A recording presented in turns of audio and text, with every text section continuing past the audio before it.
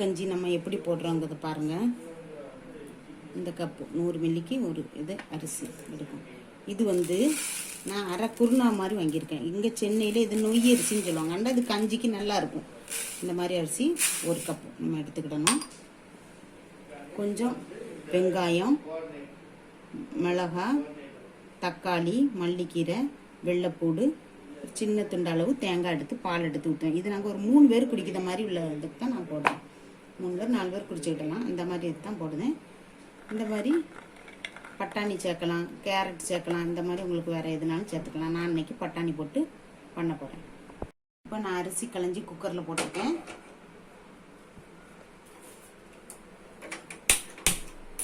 இப்போ நான் அதுக்கு ஒரு பவுல் தண்ணி வைக்கேன். தண்ணி கூட வச்சாலே பரவாயில்லை, உங்களுக்கு நல்லா.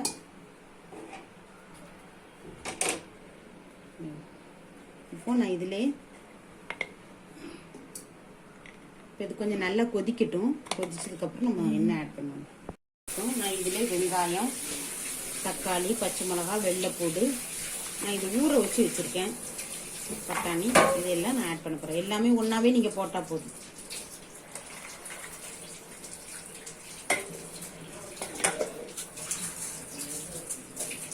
வெந்தயம் கஞ்சிக்கு போடுறது ரொம்ப நல்லது. சூட்டை மொத்தம் நம்ம தண்ணியெலாம் குடிக்காமல் இருக்கனால உடம்பு ஹீட்டாக இருக்கும். அதனால் வெந்தயம் எந்த பொருளை எடுத்தாலுமே நம்ம ஜீரகம் சேர்க்கறது நல்லது, உடம்புக்கு நல்லது.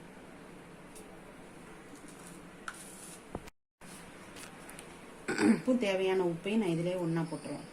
போட்டு அப்படி வேக வச்சுருவேன். கஞ்சி கலராக இருக்கணுங்கிறக்காண்டி கொஞ்சம் மஞ்சள் பொடி போடுவேன். இப்போ நம்ம மட்டன் சிக்கன் வச்சு கிரேவி வச்சுருந்தா கூட அந்த கிரேவியை கூட நம்ம ஆட் பண்ணிக்கலாம். கறி கஞ்சி சிக்கன் போட்டாலும் போட்டுக்கலாம், மட்டன் போட்டாலும் போட்டுக்கலாம். என்ன ஃப்ளேவர் வேணுமோ அந்த மாதிரி நம்ம பண்ணிக்கிடலாம். இந்த மாதிரி ஆவி வந்தோடனே நீங்கள் வெயிட்டை போட்டு வைங்க. 3 பேருக்கு இந்த அளவு தேங்காய் போட்டால் போதும். ரொம்ப தேங்காய் பால் விடணுன்ற அவசியம் இல்லை. இந்த அளவு தேங்காய் போட்டால் போதும்.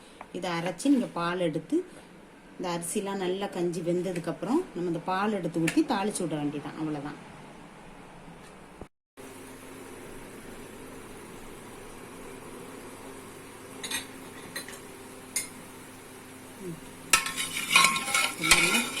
கஞ்சி நல்லா வெந்துட்டு இப்போ நம்ம தேங்காய் பால் ஆட் பண்ண போகிறோம்.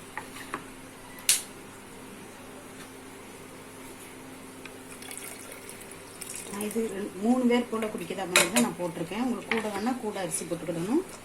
கூட கொஞ்சம் தேங்காய் பால் இந்த ஐட்டத்தில் கொஞ்சம் நீங்கள் கூட சேர்த்தா போதும். தேங்காய் பால் ஆட் பண்ணிடுறேன்.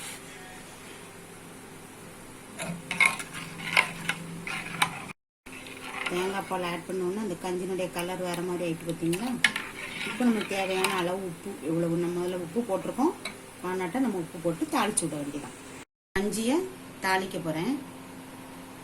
கொஞ்சம் நல்லெண்ணெய் விட்டுக்கோங்க.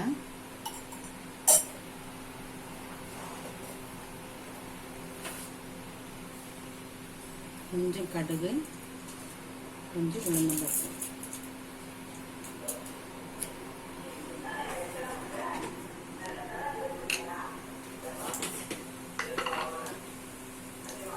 காஞ்ச மிளகாய் அந்த எண்ணெயில்,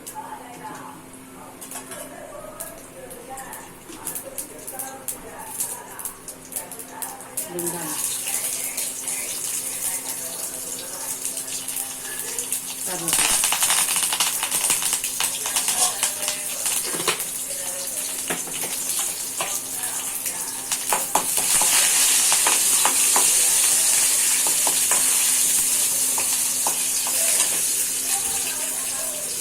இந்த மாதிரி செவந்து வரையில் நம்ம வீட்டில் அரைச்சி வச்சுருக்கோம்னா இஞ்சி பூண்டு பேஸ்ட்டு அதை கொஞ்சம் ஆட் பண்ணணும்.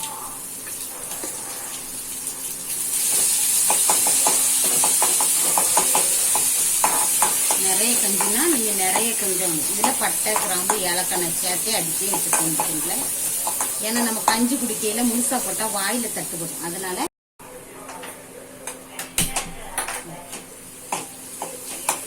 இந்த மாதிரி செவந்த கலரில் வந்த உடனே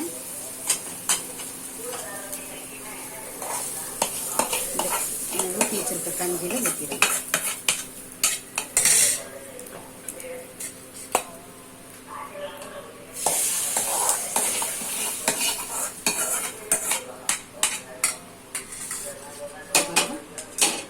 கஞ்சி ரெடி ஆகிட்டு குடிக்கிறதுக்கு நல்லா இருக்கும்.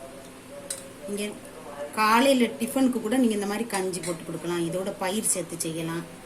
பயிர் சேர்த்தா நம்ம இஞ்சி பூண்டு போட்டு தாளிக்காமல் கொஞ்சம் தேங்காய் பூ போட்டு பயிரும் போட்டு இதே மாதிரி மெத்தடில் செய்யலாம். நல்லாயிருக்கும்.